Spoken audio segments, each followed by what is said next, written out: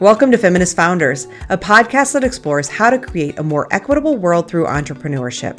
I'm your host, coach and journalist Becky Mollenkamp. Feminist Founders is a listener-funded podcast. Your contributions enable me to continue bringing you these important conversations without corporate advertising.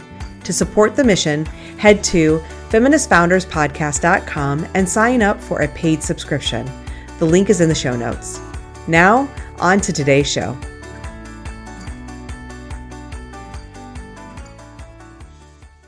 Hey there. I am so excited to have Anna DeShawn on the podcast this week. We met because I specifically asked Anna to be on this episode, and I really fell in love. I absolutely love the way that Anna shows up in the world. As you're going to find out, Anna brightens up any room that she's in and brings such an enthusiasm. This episode is as much pep talk as it is business story and business advice. So I think you're going to love it. And Anna is an award-winning podcast producer and host. She builds streaming media platforms that center and celebrate BIPOC and QTPOC creatives. Media has been her passion forever. And in 2009, she turned that passion into reality and into a business with E3 Radio, which she founded. It's an online radio station that plays queer music and reports on queer news through an intersectional lens. She also recently co-founded the Qube, which is a podcast production company and curated platform that helps people discover the best music and podcasts by BIPOC and QTPOC creatives. Her mission is to help media go into the next era by using digital media streams to tell the stories and play the music that deserves to be heard from those voices that often aren't heard and played. And I think you're going to love our conversation. Before we get into it, I do want you to hear a brief ad from Anna's podcast called Queer News. Family, it's your favorite queer radio personality, Anna DeShawn, and I bring you the Queer News podcast every Monday by 7 a.m. Chicago time. I'm talking politics and following all these anti-trans bills. I'm talking culture and won awards for our Brittany Griner coverage, okay? I'm talking entertainment like the latest queer movies and queer television. If you are looking to stay in the know, pod into Queer News. We are Queer News done right. Listen inside the Qube app or wherever you get your podcasts. Now that you have a little bit of flavor of what Anna is doing and her work, I hope you will listen to and enjoy our conversation.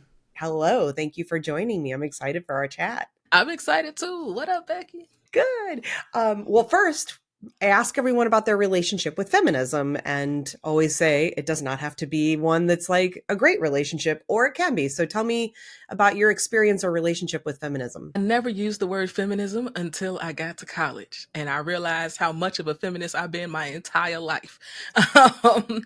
I remember in high school, I was voted student board president, and one of the first things I did was request that the cheerleaders also cheer for the women's basketball team. And we got it passed. And from that point on, the cheerleaders cheered for us as well as them. And that was probably one of the most feminist things I probably could have ever done without the language of being called a feminist ever in my life. So I've always been about equity and equality and fairness. And that's just shown up in all of my work for as long as I can remember. So for me, being a Black feminist is probably at the core of so much of the work that I do. Definitely, because everything I was reading about you talks about intersectionalism and the idea of, making sure that we are looking at all identities and bringing visibility to all identities, which is really what I was most excited to talk to you about, because that's, I think, the crux of what you're trying to do is shine a light on people who don't always get the light shined on them. And I think it'll be interesting to take people through your journey of E3 and the Qube, starting these things from start to now, because from what I could tell anyway, you started the first project, E3, long before you were full-time working on it. You were doing the 9 to 5 thing, working for other companies while building these things on the side. And I think that happens so frequently. And yet those kinds of stories I don't think get told a lot. There's all these stories that make it sound like you're supposed to just go all in and start this thing overnight. And if you can't, then there's something wrong, which is so clearly not true.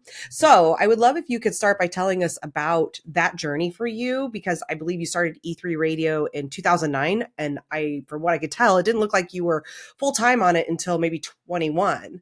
So take us through that like decade or more of building while also still having to like work a 9 to 5 and pay the bills.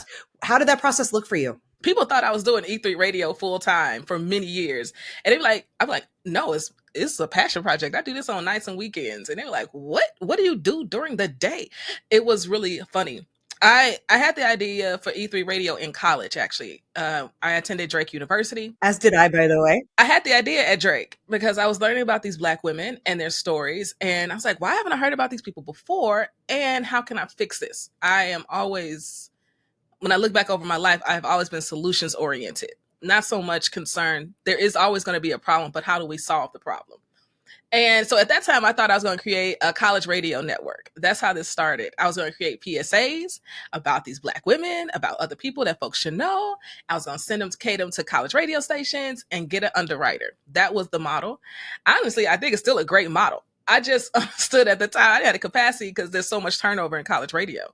And advisors aren't advisors. They're just people who give their name so that there could be a college radio station. Not that they are inundated into the day-to-day. And so every time I was in college and then I went on and got my master's, anytime there was a project, like if you started a business or if you had this idea, it was always E3. I took E3 from a campaign that I had in undergrad to run for Student Activities Board president, where I said I would educate and empower and enlighten the student body through these programs we were going to put on. I didn't win. I got into a runoff, which was great. But the E's just always stuck with me. So honestly, when I got out of school, got my first corporate job, I was like, you know what? I can't get anybody to play my PSAs. So how about I just start my own show and play my own commercials? And so in November of 2009, like you said, Becky, I started E3 Radio in my own show called The DeShawn Show. And I'm almost certain I was talking to myself. Okay. I'm clear about that. And so for the next decade, it's been E3 Radio. It was about telling our stories. It was about playing our music. It was about amplifying our work, because there were so many queer artists who are doing great music, great work, couldn't get amplification. The industry wants you to be a certain way, sing to a certain type of person. And there's so many people who didn't want to conform to that, but that left them indie and that left them often unpaid and underbooked. And we wanted to fix that. I started taking on other shows who also fit our demographic. I was producing a lot of shows. And I just love radio. I love the relationship between a radio DJ and their audience. It is so much more authentic and intimate than anything you get on television. And I've just always really loved that. Now, in corporate, I was also in the space. I was in the streaming media space. So I was never too far away from the work that I was doing. But as everybody listening knows, COVID was a mood. Okay. And I hit a breaking point during COVID. And I was like, it's just time for me to leave corporate and try to make this thing happen full time. And it was around that time into 2019, we had this idea of how do we remain relevant was really the question. How do we remain relevant as a radio station as people's listening is changing? People are going more on demand. People aren't tuning in at a certain time to listen to anybody. How do we remain engaged with our listeners? And I was clear we needed an app to make it easier for people to listen. And then it became a question of maybe it's podcasting. Maybe that's the next evolution of the work we're doing. And so that's the path we went down. And the Qube, the name of the actual platform, is born out of E3 Radio. The Qube does not exist without E3. So mathematically, E to the power of 3 is to cube something. It hit me in the shower. And I was like, yes. Now we turn this C into a Q and make it hella queer. We'll have exactly what we need. And so that's how the Qube was born, and been on this journey now 2-3 years of building this podcast platform, creating content, and with the whole goal of amplifying Black, brown, people of color voices in the podcasting space. Take me back to the college part. You said you were learning about these women that you wanted to feature, these Black women. I'm assuming you mean inside of the like radio space. Who are you talking about? And have you been able to do that, even though this isn't that original vision exactly?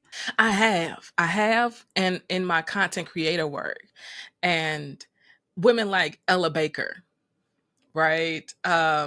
Who no one ever talks about, but is so incredibly important and critical to the civil rights movement. If anybody listening, if you haven't seen Rustin on Netflix, go watch Rustin. I was so happy to have seen her depicted in Rustin, because the March on Washington and the civil rights movement does not happen without Ella Baker traveling the country at a time where it was not safe to travel the country. Also, really doing deep dives on women like Shirley Chisholm and Fannie Lou Hamer and these other just significant Black women who were doing absolutely everything, but were never in the front, right? Dorothy Height. I mean, these women, they were incredible. They weren't just in the kitchen, child, okay? They were leading, but just never with the cameras in front of them, right? And so in my work as a content creator, I found myself making PSAs during Women's History Month about them, right? I found myself during Black History Month choosing to do stories about Black women during Black History Month, and not just around all the Black men that we hear so much about. I find myself on like Martin Luther King's birthday. I never talk about Dr. King. I always talk about Coretta because there is no King, Dr. King, without Coretta. It doesn't happen without her. Quite literally, she introduced Dr. Rustin to Dr. King, which means there's no March on Washington, because Rustin is March on Washington, right? I mean, so these are the choices that I make in my work, and I do it because it's so necessary, because other people aren't. And so I will say that, yes, I have found ways to do it and incorporate their stories and amplify who they are. And that actually brings me a lot of joy. Just hearing you talk about it brings me joy. I love it. And admittedly, I have some learning to do, because the first person you mentioned, I don't know, and so I'm definitely going to go watch that on Netflix, and I will link to it for people who want to see it, as long as it's still available, which will be great. And that's really inspiring, and it makes me think about your mission, because I know that the mission is really, again, about amplifying voices that don't get that opportunity to be heard. And yet, these are the voices of the people who are like making stuff happen. They're the ones who are at the front of leading all sorts of incredible movements that eventually us white ladies sometimes get around to saying, like, let me follow along. And then suddenly let me co-opt this and make it mine, right? And then the visibility goes to the wrong place, and it's infuriating. And so it's so exciting that your mission is all about how do we amplify these voices? And even more specifically, I think your focus, again, because you said, let's make that C a Q to make it hella queer, is also really specifically around Black and brown queer women. I think Black and brown queer people, women as maybe more specifically. And so before we go into like building of the business, tell me a little bit about why that matters to you personally, because I'm going to guess it's related to your own personal story too. Growing up as a Black woman in America, you just quickly realize all the inequities that exist just because you exist. And it has nothing to do with anything other than patriarchy and power. And so I found myself constantly just wanting to dismantle all of it. Just tear it down, build it back up into something that actually makes sense and that is equitable, right? And so in my work, that has always been at the heart of it. And it's funny, Becky, at the beginning of E3 Radio, there was no rainbow in it. Okay. If anybody finds the logo from the beginning of this, it was purple. It was purple. And I had an associate years ago telling me, Anna, you should just make it queer. Everything you do is queer. You should just make it queer. And I was like, I don't want it to be queer, because once it's queer, no one's going to see anything else. And I also want to focus on my Blackness. And I also want to focus on all these other folks. And so I fought that for a really long time. like a really long time. And then after a while, I started looking at all the content. And I'm like, it's so queer. Like you can't fight what it is and what it wants to be. And it was at that point that I decided to actually fill in the whole tower with the rainbow and just lean into what it actually is. So I'll say that it wasn't an easy decision. And even today, with our work, I can say that we're building a network for Black and brown folks, but child, all they hear and see is me and they this thing queer, which is fine. We are in there too, and that's at the heart of our Qube original content that we produce. And I'm all these things at once. And I choose not to rank one higher than the other because they all make up exactly who I am. And at various points in my life, people would want me to choose. In this space, I am Black. In this space, I am a woman. In this space, you are queer. And in all of these spaces, nobody wants to hear about all my other identities. But if I'm going to talk, I can't help but bring all of them into this space because I find that in all of these spaces, they have their own biases, their own hierarchies. And I'm just like, y'all, we all got the same problems. Nobody's is worse than anybody else's. It's all just bad. And we don't make progress in our own silos. It just doesn't happen. We can only make progress together. And so that's just where I'm at today, is that I choose not to show up as parts of myself anymore. I just choose to show up as all of who I am. And that has been a journey in and of itself. You say that you didn't identify as a feminist for a long time, and you just gave a whole word on intersectional feminism. I mean, that is what it is, right? It is that, like, we can't pull apart and parse out our identities. It is the whole of those identities that make us who we are. And all of those things, we have to fight for all of them if we actually want anything that resembles equity and equality. So that was beautiful. Thank you for sharing that. I'm so glad I asked. I'm glad you did too. Yeah, it was great. Let's talk about building the business. So at first you started as internet radio because this was back in 2009, which podcasting I'm sure existed, but was not what it is now. It was, far more in the beginning stages and more of this, like, what is this podcasting thing, right? So you started as internet radio, which was new also, was this new way of thinking about radio. Traditional radio, we know, is now kind of dying. People don't listen as much. They listen to satellite radio, internet radio, and podcasts. The way people listen has changed. But you started as internet radio. And one of the first things I thought about was you were young, just out of college, doing this thing. And my understanding of radio is, like, there's a lot of money involved in getting rights to music, to play it and that sort of thing. How did you navigate that piece of it? Was it about just finding musicians who were like, I just want any kind of airtime and I'm willing to put your music out? Or did you just sort of skirt the rules? Or, like, what did that look like? Well, in the beginning, it was impossible to play music over the internet without being a traditional radio station, because the platforms that existed, the origin point was a physical brick and mortar studio.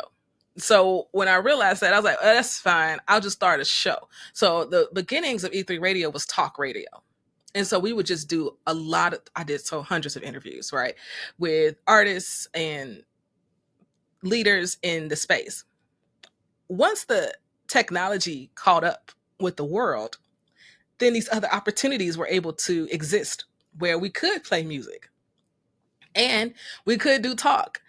And it was in those times, and then we had to go out to the ASCAPs and the BMIs and pay for being able to pay for playing people's music. And honestly, because our listenership isn't as large as, like, a traditional radio station, it's not that expensive to pay for licensing with these companies. And it keeps you from getting sued, which is far cheaper than going out here and being rogue.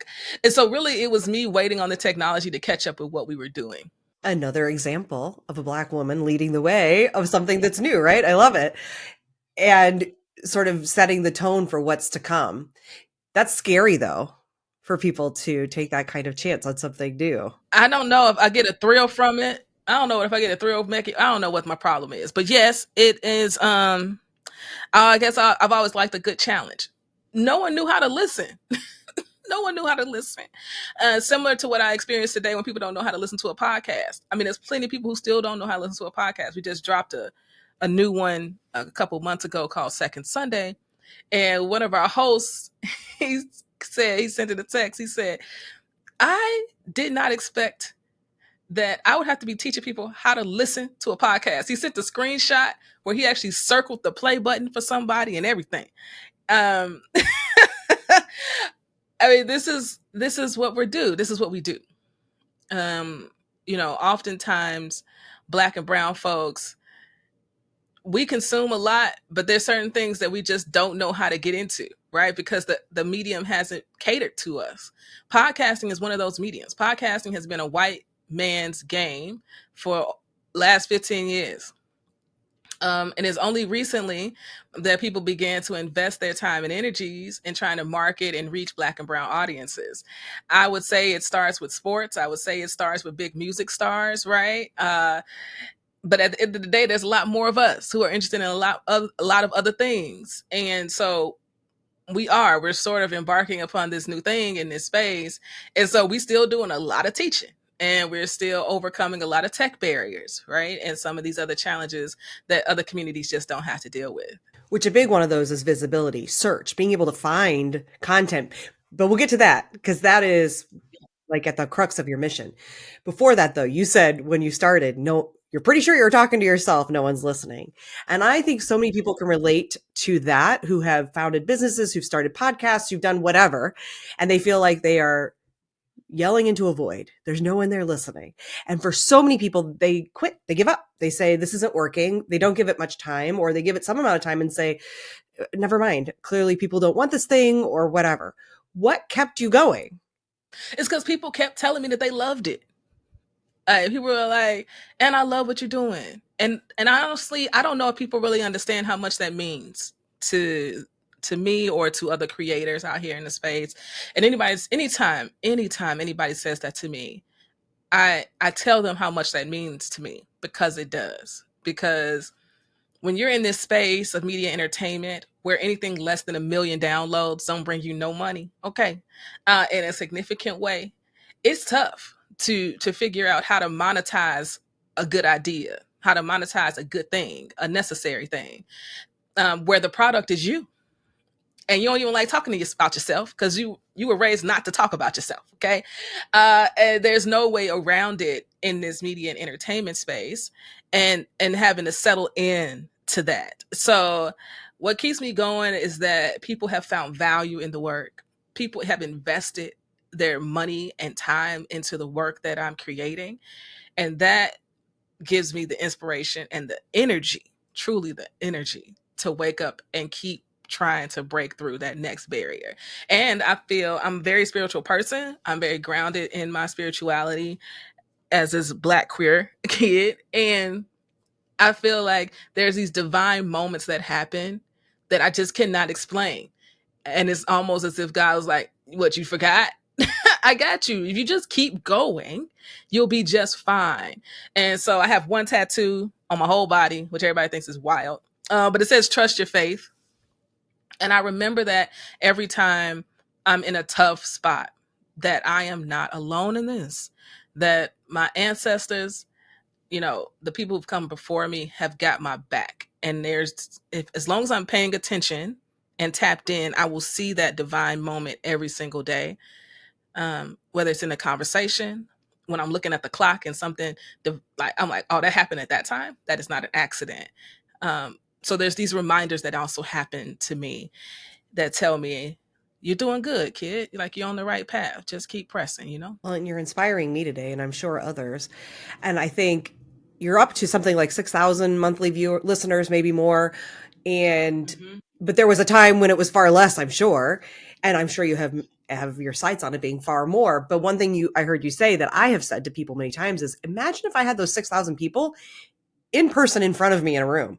I would be like, ooh, this is a lot of people, right? And even if it was 60 people in a room or 6 who were there saying, I want to hear you. I want to hear what you have to say. You would be so excited and honored and privileged to be able to do that. Yet somehow we let all of these metrics and numbers, the million, downloads, keep us from putting our gifts out into the world. And so I love that you put it that way, because I think that's so valuable. So you think about those 6,000 people that are listening every day, because all we ever need is one yes. I am always constantly fighting for the next yes on this journey, because all I need is one person to say, this is brilliant. And I take pride in every single episode, because what if it's that one episode that one person is listening, and that one person that wants to say yes, right? I can't give myself the benefit of the doubt. All these, because right now as we're recording, I'm at episode 199, and I'm thinking about what the 200th episode will look like for Queer News. And I could totally slack off on this 200th episode. I could say, I'm not going to do no sound design. I'm just going to talk into a mic and make it hella artsy or something. And, or do some type of remembrance thing, or maybe not do anything. Maybe it's just an episode where I say thank you. But I could miss out on the opportunity for that yes. Because what if that's that episode that someone taps into? And what if they don't listen to anything else? I'm always thinking about how I show up in the world with my art and my work, and making sure that I'm giving it everything I've got in that moment, because that's the best I can do. And I just refuse to do anything less than that. And so that's where I'm at with the work. You need to package up a series of pep talks and sell them, because if I had you in my ear every day, and maybe I'll just make it myself, take this little clip and make it for myself to remind myself, because yes, but it is so easy to like coast, or to just sort of forget, or just get down or whatever. And to be able to have that reminder of, this could be the thing. You don't know which thing is going to be the thing, because how many times do we have examples of that in our lives where you're like, whoa, this random moment happened that I wouldn't have known, I couldn't have made happen. You got to be prepared. Every time. And the internet will give that to you all the time. Okay. So I'm a big TikToker, and the most random videos go taken off into the ether. I could put work into a video and I think it is going to be the video. Okay, this is a great video. This is good. Nothing. Okay, nothing. The most random videos go taken off into the ether because they resonate with people. You just don't know. You just don't know. So I think you just don't know. So I think the best thing you can do is just keep showing up as your best self every single day. And then you'll find yourself getting the yes and that rocket ship to take you off somewhere else. I mean, that's just it. Yeah, my most viral TikTok video is one I recorded while sitting on the toilet. Had I known it would be the most viral video, I might not have done it. You just don't know. And Becky, you should have kept sitting on the toilet. You know what I mean? Just keep doing toilet videos and keep building your audience. And then if I tried, it wouldn't have worked. It wouldn't have worked. It would not have worked. Yeah. Okay, let's talk money. You are part of TechRise. Is that still true? Yes. I mean, part of it, I don't know what that means, but like I am a participant of TechRise and the P33 program, which is an incubator in Chicago where you are for Black and Latinx tech founders. And I'm curious about how you made your way into that program, because I know those incubators can be incredibly powerful. In fact, I believe it's where you did your first pitch competition and won $20,000 to help you develop the app that you're talking about for Qube. So how did you get involved in that, and what has it meant for your business? Relationships. I cannot say relationships more on this pod. Everything is a referral. Everything is a referral. I hate that networking is not a class. It needs to be a class in every high school, every university. No one should leave school not knowing how to build and cultivate relationships. I got connected to TechRise and P33 because I got connected to a PR person, because I was looking for a PR agency to help get the word out about the Qube. I got connected to Kendra, and Kendra was like, you should be connected with P33 in this program they got called TechRise. I mean, it was literally a referral to a referral to a referral that got me to even know TechRise existed. And she was like, I'm going to get you a meeting with the person that runs it. Okay. I ended up with a meeting with Desiree. She told me all about it. She told me how to apply. And I was like, oh, this sounds wonderful. And so I did. I applied. I got in to do a pitch competition. It was great. I didn't win. The cool thing about Tech Rise is that they can invite you back. And they did. So they invited me back. And then the second time I won. And then I got invited to do, because I won, I could then enter myself into the grand finale. I didn't get it the first time. Then I was still in the cycle to be able to go back the next year. I did. I got in. And then I got to pitch on the big stage last year. But let me tell you, it is about continually putting yourself out here. And I think that that's the part that gets really hard for people, is that once you put yourself out there and you are so incredibly vulnerable every single time, it's hard when you keep getting the no's. And you keep saying, where somebody says, not you today. But let me tell you, when you keep doing it and you get all the no's, that's what makes the yeses so freaking sweet. So every time at Tech Rise, it was a no, and then it was a yes. And I think that that is the story of our life, is that you will get absolutely more no's than you will get yeses. But the yeses will reverberate so long. Tech Rise last year, people still come up to me. I mean, even just a couple weeks ago, it was like, I recognize you. I was like, you do? I don't think we've met. And they were like, did you do Tech Rise? I was like, I did do Tech Rise. It was like, I loved your pitch. I did not win that pitch competition. Do I think I had the best pitch? I do. But did I win? No. And I realized that it is not about the pitch. It is about what resonates with the judges. It has absolutely nothing to do with you, right? And so my pitch just didn't resonate with the judges, but it resonated with so many people in that audience that they still come up to me and talk to me about it. And it was the most devastating loss I've ever had. But it has also been one of the biggest wins that I've ever had. So Tech Rise is beautiful.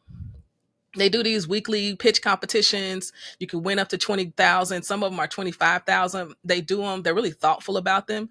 There's some of them that are specifically like neighborhood based, and specifically like underrepresented communities. Like one week it could be, Inglewood founders. Another week it's women founders, women and non-binary founders. Another week it is Black founders, Latinx founders. And it's just really beautiful. And if you are ever thinking about doing a pitch competition, their whole YouTube is just full of amazing pitches. And everyone does it a little different, and everybody's approach is a little different, but you can get just so much information around how to do a pitch, and then also what questions judges are going to ask you at the end of a potential pitch. Because you can practice the pitch all day, but if you ain't practicing how to answer the questions, then you're not practicing. You're not doing the full practice that's needed. So yeah, Tech Rise was a beautiful experience. And I'm actually about to make a video about it, and encourage people to actually donate to the situation there, because we need places like that are providing significant capital to small businesses, for not having to do a whole lot of work, Yeah. Did you learn about the pitching process through your experience with Tech Rise or on your own? Because that I'm assuming, was a pretty new experience for you, and it's not easy. It's not easy because you got to do it in like 4 minutes. I think Tech Rise is 4 minutes. Try to tell the whole story in 4 minutes, y'all. It's a mood. I learned how to pitch probably from YouTube. And then also at Fifth Star Funds here in Chicago is our first investor. They wrote us our first check. And so they were also very helpful and instrumental, because it's a VC, but it's founded by all founders. And so all these founders are also fundraising. They also are pitching people all the time.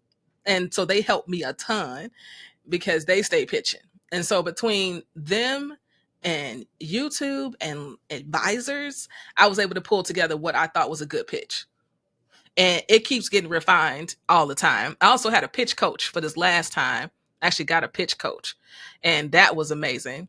And this pitch coach was a white woman, and that was even great because she didn't understand anything I was talking about. She didn't even know what BIPOC meant, okay? And I said, this is good because there's going to be other people who don't know what BIPOC means. So what are you hearing and how can I better tell this story to relate to as many people as I can, you know? So it was actually, I've gone through many stages of the pitch process and learning how I do a pitch well. But this last time when I had a pitch coach, it really helped a lot.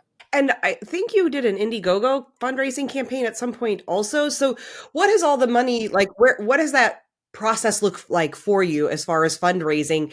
And I wanted to ask about, because I believe you're now moving into a new phase of pitching and looking for funding. But up until this most recent, like where you're at now, what has the funding looked like for you? What's that process been? How much of it was on your own, self-funded, or through something like an Indiegogo versus like investments? Yeah, leading up to leaving corporate, because I had thought about leaving corporate for a really long time. I was saving my money, right? You know, I was listening to all the advice from all the people who have done it before. You know, have 3 to 5 months of savings for monthly expenses in the bank, right? So living very lean leading up to, you know, the time I was going to quit. I didn't know when I was going to quit, but I just wanted to be prepared for when it felt like it was time. You know, at one point in my journey, I would say like, oh, I'm leaving this day, at this time, I'm going to be out. That never happens. And I got some great advice from another founder. They were like, that ain't going to work. They're like, they told me, you're just going to know when it's time and you're going to have everything ready and it's going to be right. And that's exactly how that all happened. And so I had savings. I pulled my 401k. Because there's a certain amount of time you need just to figure it out and make a whole lot of mistakes. And you need time to do that without having to be so boggled down by not being able to pay your bills, because there's no way you can focus on dreaming if you are focusing on survival. Those two things are very hard to live at the same exact time. And so I did that. I had that already saved. And then I did the Indiegogo in 2020, which is wild to say, to fundraise during COVID. People thought I was nuts. Because I told them I wanted to raise $70,000 because based upon the budget and the talks I was having and scoping out the project, that's how much I was going to need. But I'm doing this in the middle of COVID. And so we did. And what happened was, at the same time I was doing my Indiegogo, I'm part of the Chicago Independent Media Alliance, CIMA, CIMA. And it's a collection of local independent media organizations here in Chicago. There's about 60 something of us represented. And we do an annual fundraiser, and it happened to happen at the same exact time. And this year, SEMA had matching donors. And so what happened was I had lined up people to give 500, 250. Somebody was giving $1,000 directly to us. But if they gave to SEMA, then that was going to be doubled and then tripled. Right. And so I was like, don't y'all get it this Indiegogo? I need y'all to go over to SEMA and give over there so that your donation is doubled and tripled. And so what happened was I did that for a select number of people. And then I had everybody else give to the Indiegogo because I didn't want to confuse everybody. But I knew I could make direct asks to certain people. And that's what happened. That's how we were able to raise $70,000 in 2020. And what I learned is like, you know, money go fast in this tech business. And it wasn't enough. But I will say that decades long of building E3 Radio is how I was able to build an audience. And it's also how I was able to build trust in my community. And it's also how I was able to raise that amount of money. It is not something that happens overnight. And there is no such thing as overnight success. And so that was the beginning. From there, we were able to get our first check from Fifth Star Funds, which is a VC here in Chicago, who's supporting Black and Brown founders in tech. So they wrote us our first check for $25,000. And then from there, it has been about how can we monetize the work that we're doing? Everything is an experiment. I learned that in one of the accelerators I was in, the SECC accelerator, Tiffany Michael. Everything is an experiment. So, and that's how I approach and look at my work today. Every time I'm doing something new, well, it's an experiment. It could go wrong or go bad. We expect experiments to fail, right? We as people don't expect to fail. But failure is a part of the process, and it's about just failing forward. And so I look at everything as an experiment. Let's see how it goes time. It keeps me balanced. I don't know if you are just perfectly built for this entrepreneurial life or if you developed into the perfect fit for this entrepreneurial life. But I love so much of what you're sharing because I think it's so important for people who are behind you on this journey to hear. that one, I hear so much belief in self. If you don't believe in yourself, no one else is going to. If you don't believe in what you're building, no one else is going to. So much about not quitting.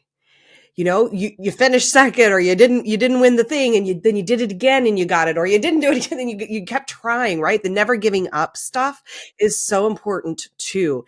And then that piece around, I want to frame what you said about you can't dream when you're just trying to survive. This idea of it taking time and there aren't overnight successes, because I think too much of what is out there in a lot of the, let's be honest, mostly white men and white women who are out trying to make money on helping people, grow businesses. It's so much smoke and mirrors that's making people believe that if they can't do it immediately, if they aren't instantly successful, that they aren't doing it right. And so then that makes them want to quit. So I'm curious, do you feel like you were just like, it's just the way you sort of have always moved through the world, or have you had to hone these sort of skills and beliefs? It's both. I feel like I've inherently always been this way. At the same time, I was raised to do all the things. You go to school, you get good grades, you get a good job, right? I was also raised in a very religious, all right, rule oriented household, okay?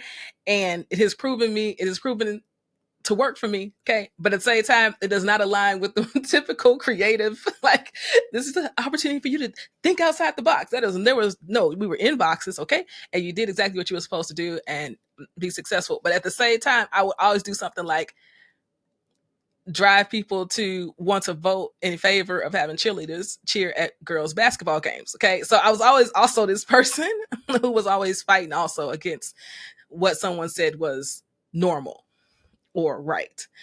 And so I feel like that has always inherently been in me. And I've also always wanted to learn. So much of things I did in the beginning was me researching. You know, you say start a business and you think it's hard. It's a piece of paper. it's like two pieces of paper. Go get an EIN number and go do some LLC paperwork. Ta-da, you've got a business. It is not rocket science. You know what I mean? And so then it's sort of all these other myths begin to dispel once you realize, oh, that's not the hard part. There's no barrier here. That's the easy. We can do this. We can do this over and over again. Oh, and then I also began just learning from other white people, truly white men who are out here. I was like, oh, you're just failing? And people just still give you millions of money, huh? Millions of dollars. I got it. I think I can do this. And so, part of my mantra right now is just to treat life like a mediocre white man would. I find that there is going to be a lot of success for me in that. They ask for more. They demand what they feel like they need. They apply for things they are not qualified for all the time. Like the research shows us that women don't apply unless they feel like they can meet every single point on that job description. And the data shows us white men, they will apply if they just meet one. They not trying to apply and fit all, right? But this is how we were taught. And so to answer your question, I think it is both. It is something that was inherently in me. And then it's also something that I have learned. I have gone out and looked for people who have been successful, who have done what or been where I want to go, and seeing how they function. And I just soak it all in, and I keep the things that are for me and I leave the other things behind. There is a lot of gatekeeping and issues that create barriers that make it difficult sometimes to, you can have the confidence of the mediocre white man, but you can't always have all of the resources or access to the rooms. And you've talked about some of that and how you have found your way into those spaces.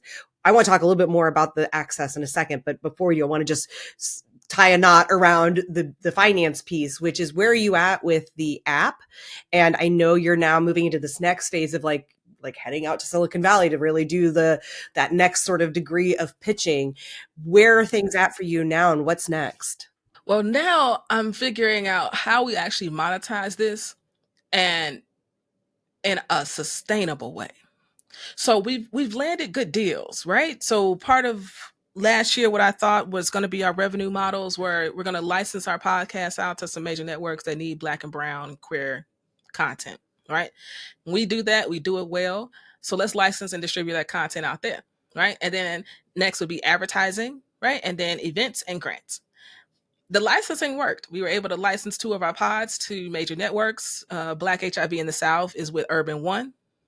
And then we have Second Sunday that is with PRX for 2 years. Wonderful. The licensing is great. The ad revenue never came, right? Because selling Black and brown queer content is not something that those sales departments know how to do really well. Ta-da, big surprise, right?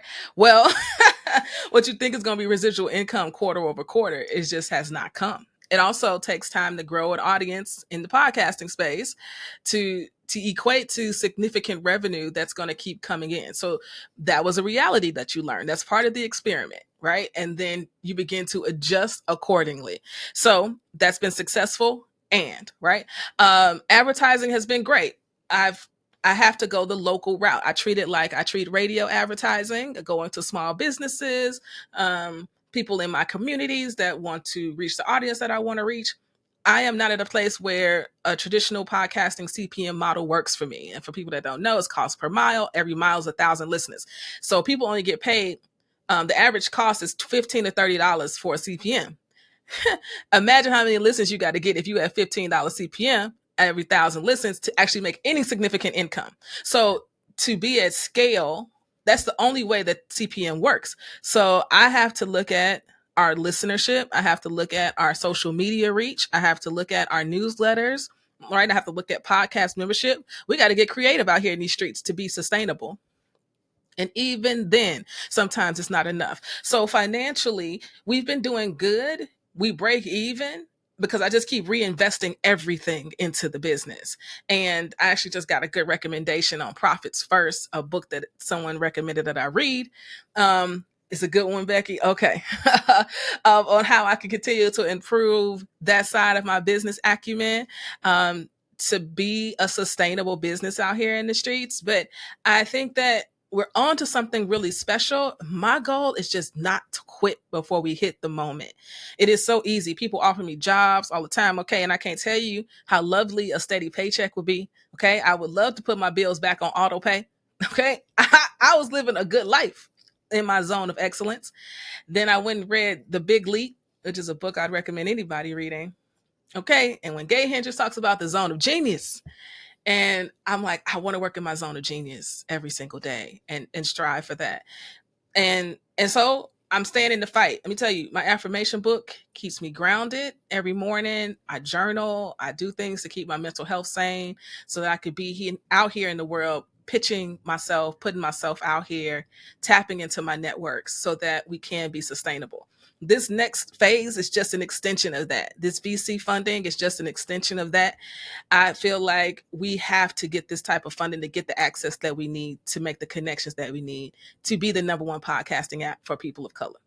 That's the only way that this works. And I'm happy that you told me that you are doing things to protect your mental health, to keep yourself grounded and sane, because this is hard. And what you're doing is very difficult. It's all consuming. Like you said, you're pouring money back into the business and not into your own bank account. Like, it's very challenging. It's challenging to sustain yourself, to try and maintain relationships, outside of just work. And so it's so important that we care for ourselves. So I'm really glad to hear that you are. And I can also understand why you're getting lots of job offers, because you spending any amount of time listening to you, I would want to hire you too. I'm a great employee. You probably could be a great employee, but I feel like you are meant to be an entrepreneur. But that's got to be challenging when people are saying like, I'll give you a job and it'll pay you well and you can be sustained. I mean, so many points in your story. I hear places where it would be easy for you to quit. It'd be easy to give up. And I'm just really impressed that you keep at it. I mean, good for you. Oh, Becky, I am amazed that I keep at it. I looked up and I was like, oh, we're 3 years into this. That we have defied the odds already on a full-time basis. I tell people, we talked about E3 Radio starting in November 2009, and it was a passion project.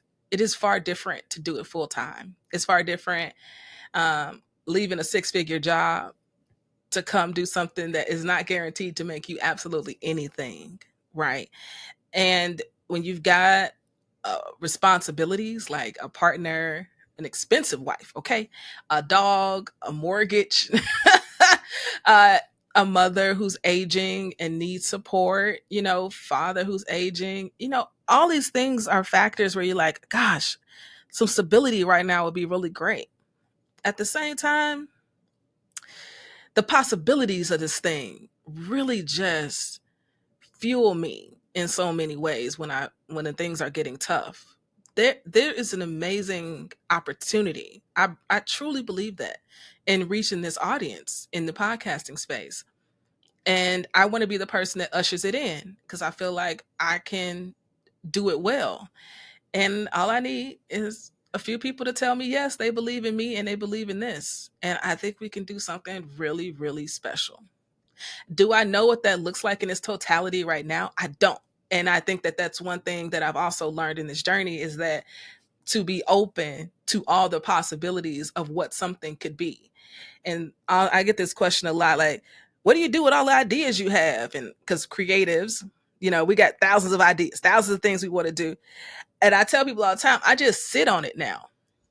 I used to move on them real fast and I'll do something because it's like a new relationship. You get really excited in the beginning. Everything's lovely. And then you get tired of it. Now I just sit on ideas and I just keep them in a list. And then I'll share a couple and then people give me more ideas. Oh, what about this? It could be this. I think it could be this. And people tell me what they think the Qube could be all the time. They're like, oh, it's like the Netflix of podcasts. That's cool. Never thought of it that way. Not how I ever saw it. It could be that. It could be something that's a part of all these other platforms so that they can be more inclusive. Does that still meet the mission? Like, what is the mission? So I think we come up with these ideas and then we think that that's the only way it could be. But there's so many ways for this dream or this vision to manifest itself in the world. And the Qube could just be the conduit to all of it. So I've also just been remaining open to how this actually shows up in the world. Again, such an important part of successful entrepreneurship. I hope people are paying attention. What I'm hearing, though, is the thing that doesn't change and the thing that keeps you in it is the why. That's what you're grounded in, and that's what keeps you going. And all those times you could jump off, it's the why. And so that's what I want to talk about last, because I think it's, even though it's the most important piece, I think getting into last because, and this is perfect, it's what has kept you in it? It's the why. And what is the why? And I'm taking this from your Ambie Award speech. By the way, congratulations. You won the Ambie Award for, I think it was Best DIY Podcast. It was funny in your speech. You said something like the threshold was under 3,000 an episode that people were spending. And you're like, well, I'd love to have a $3,000 an episode budget. And I'm like, oh, wouldn't that be nice? Me too. My budget is $50 if that. I'll tell you too, they actually changed that this year, which I'll take credit for that. $1,000 or less. Okay, so you said there's a lot of people making content that people cannot find, that you want to tell the stories of queer folks and Black and brown queer folks, and that you're here to tell those stories because they deserve to be heard and amplified. And I think that to me sounds like what is the heart of it. And then I also saw somewhere that you had said what you're basically creating with the Qube, or the intention is to create an ecosystem to create the change we want to see in the world. And that change is we want these voices to be heard. Why aren't they? What is wrong currently? Not like the obvious sort of like glaring thing in the room aside, which is the racism, the sexism, the homophobia, all the things that exist within our society as a whole, but more specifically around like the podcast search engines, the way people actually go about finding podcasts to listen to. How has that created or exacerbated these problems that exist? Yeah, because they aren't marketing to Black and brown people. They're barely marketing to women, right? And when large companies don't do that from the beginning, marginalized groups get further marginalized.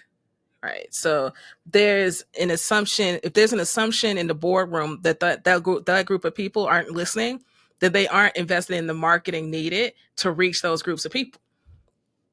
And so when this goes on for last decade, then those audiences then aren't tapped in. They don't know that this medium is also for them. And people can create great work, but if they don't have an audience to reach, then what's happening? Because media and entertainment is totally fueled by advertising dollars. And so there was a study done recently by Urban One's podcast network about search engines and how language that Black people use was being flagged as in like inflammatory or wrong, and so their podcasts weren't being boosted to get the visibility because they thought that it was sort of like defamatory or something like that, right? But it's just how we talk. It's just a word, just words that we use in just our regular vernacular that are getting flagged. And so these types of things that are happening are preventing content by Black and brown creators to be found. But this is also like, this is when we talk about the systemic things in all these spaces that prevent growth.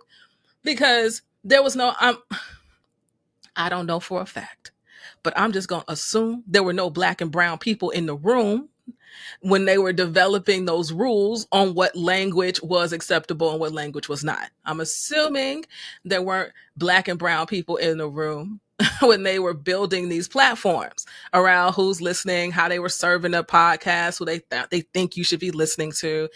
And so when we are not in those rooms, when we're not represented, then it will represent whoever was in that room. This is what we know for sure. And this is why representation is so incredibly important. We are here. We do want to listen. We just need to know there's stuff out here for us to listen to. That there are Black hosts talking about things that Black people want to listen to. That there are women talking about things women want to listen to.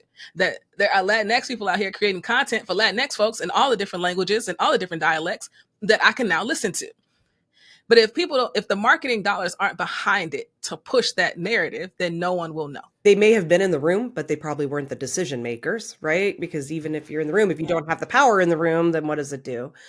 It makes me think of a recent experience I had on Threads where I posted "white men are the problem."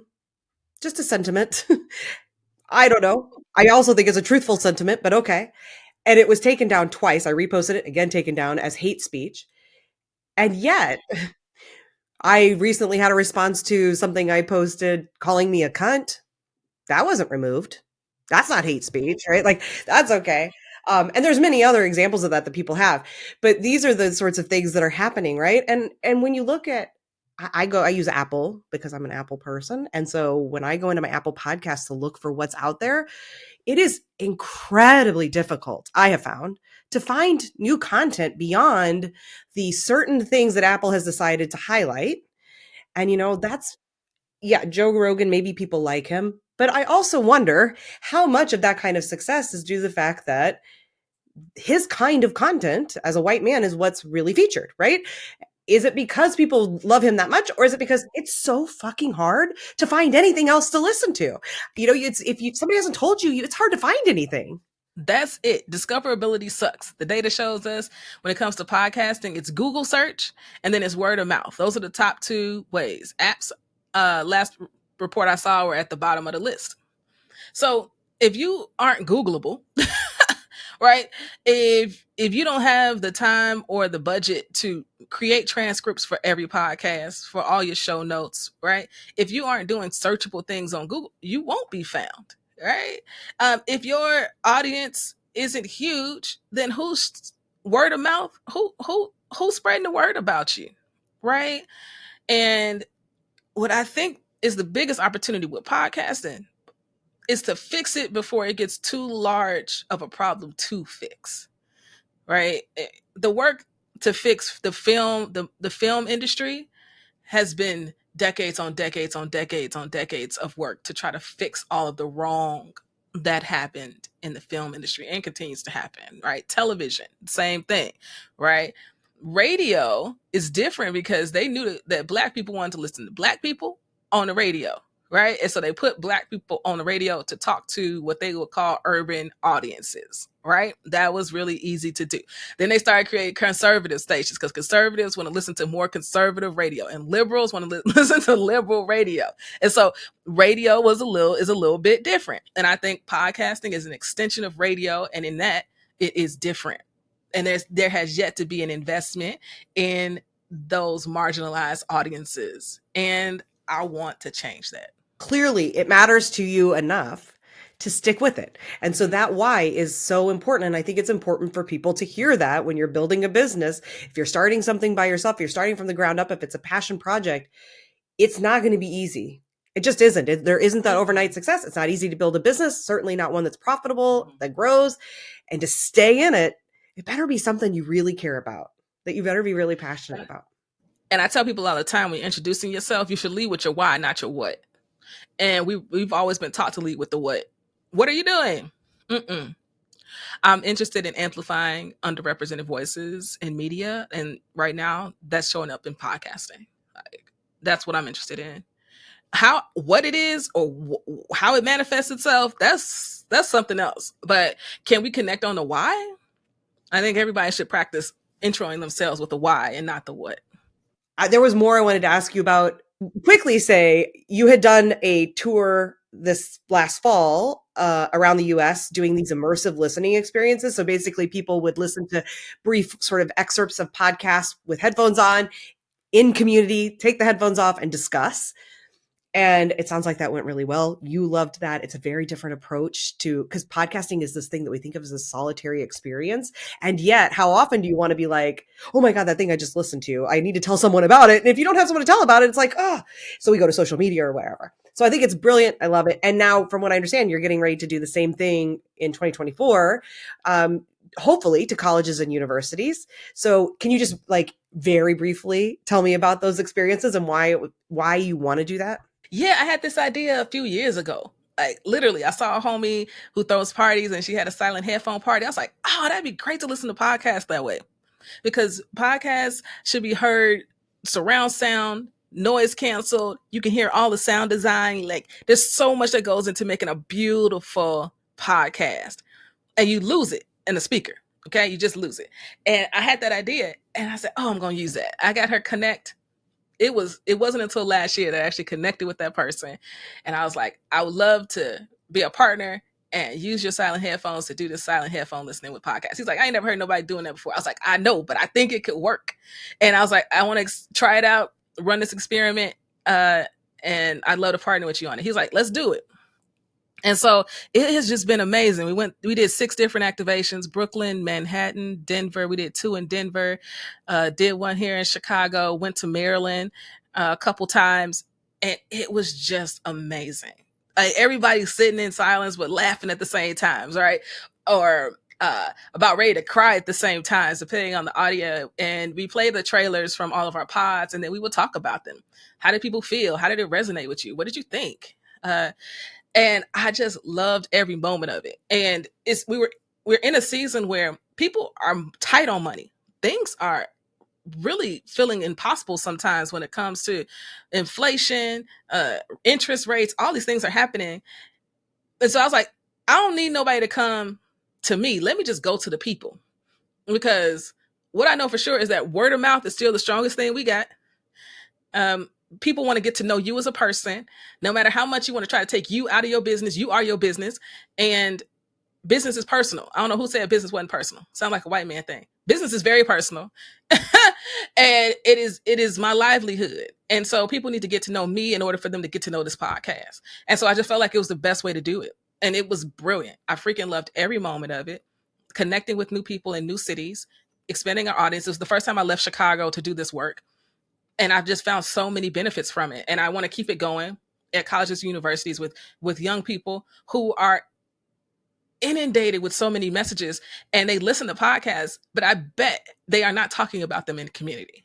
And so how can we create these fun spaces to do that? And so podcast on campus, let's go. Last thing, Robin Roberts. What is it? I see everywhere you talk, look, immediately you're like, whoo, you've been in love with Robin Roberts your whole life, you say, and that if you were ever to meet her, you would probably be speechless, which I see. So tell me, what is it? I mean, I think Robin's amazing, but tell me what it is for you that really just does it. I grew up a gym rat. My dad's a Hall of Fame coach. I was in the gym all day. We spent our evenings watching ESPN, and she was the only Black woman on there. She was the only Black woman on ESPN. She would be on ABC Sports. She was interviewing everybody. She was everywhere. And the more I learned about her, I just felt more connected. You know, my mom is from Mississippi. Her people are from Mississippi, and she made it to New York City. You know what I mean? And then just for her to recently come out, I mean, we all felt it. You know what I'm saying? But for her to finally come out about her relationship and who she is, it just felt like there was such a great connection there. And she is just such inspiration. And I always felt that she never got her just due, that she never got the roses and the flowers that she so deserves for her decades long groundbreaking work in journalism. And that's the goal. She is the model for that, in my opinion. And I would love to be able to sit down and talk to her about all the things. Love, identity, work. And I've gotten so close to meeting her on a couple of occasions. But I know when it happens, it's going to be so perfect. And I'm going to breathe and try not to faint and maybe ask a question. But I just think she's just really, really brilliant.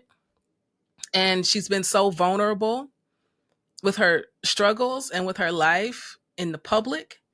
And that is very hard to do when you're on the #1 morning program in the country, you know? And I think she's just a testament. I think she's opened a lot of doors for a lot of people. And I just freaking love her. So thank you for asking. Okay, the very last thing, I said that was the last thing, but the actual last thing is I would love to hear about a nonprofit that you support that we can shine a light on.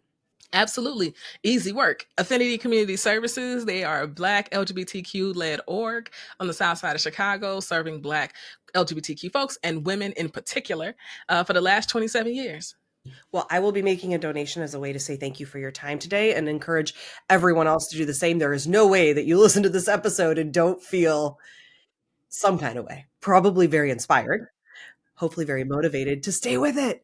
So thank you so much. And we're going to record right after this 3 tips for DIYing or getting started in podcasting, because I know so many people, we know how many people have podcasts, but also how many people want one and haven't done it yet.